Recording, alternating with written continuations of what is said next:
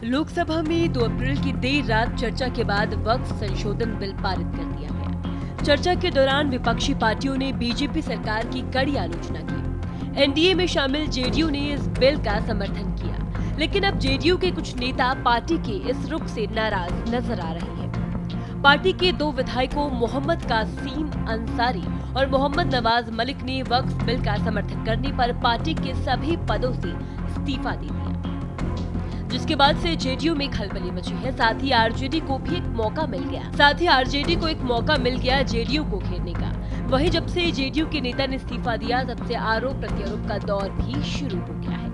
JDU के वरिष्ठ नेता मोहम्मद कासिम अंसारी ने पार्टी के राष्ट्रीय अध्यक्ष और सीएम नीतीश कुमार को अपना इस्तीफा भेज दिया। अंसारी ने अपने लेटर में लिखा, मुझे और लाखों करोड़ों भारतीय मुसलमानों को विश्वास था कि नीतीश कुमार विशुद्ध रूप से सेक्युलर विचारधारा के ध्वजवाहक हैं, लेकिन अब ये विश्वास टूट गया।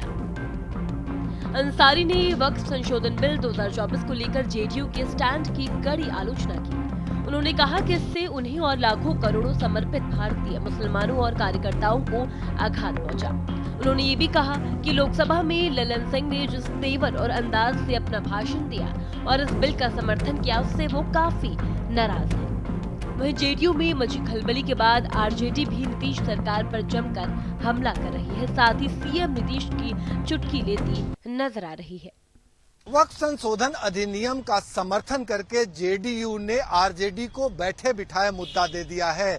जैसे ही जेडीयू के तरफ से समर्थन की घोषणा की गई और जिस अंदाज में मंत्री ललन सिंह ने संसद में अपनी बातें कही, आरजेडी ने तीखे हमले तेज कर दिए।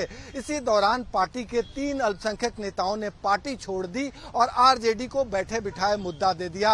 आरजेडी ने सीधे तौर पे आरोप लगाया कि अभी तो बानगी है, कई और नेता इस्तीफा देंगे। दूसरी तरफ जेडीयू के तरफ से भी बयान आए, जिसमें जेडीयू ने सिरे से खारिज करते हुए उनमें से 2 नेताओं के बारे में साफ साफ कहा कि पहले इन्हें अपनी सदस्यता दिखानी चाहिए, उसके बाद इस्तीफा देना चाहिए। कुल मिला के आरजेडी जिस अंदाज में जेडीयू पर हमलावर है, उसी के समर्थन में पटना के तमाम इलाकों में पोस्टर लगाए हैं। इस पोस्टर में नीतीश कुमार को गिरगिट से भी ज्यादा तेज रंग बदलते हुए दर्शाया गया है और नीतीश कुमार को आरएसएस के ड्रेस में पोस्टर लगा दिया गया है। यानी नीतीश कुमार जो ड्रेस पहने हैं वो आरएसएस का ड्रेस है। और इस बाबत आरजेडी ने साफ साफ कहा कि वर्तमान जेडीयू बीजेपी से ज्यादा सांप्रदायिक है और बीजेपी से ज्यादा उग्र रुख इख्तियार कर रही है।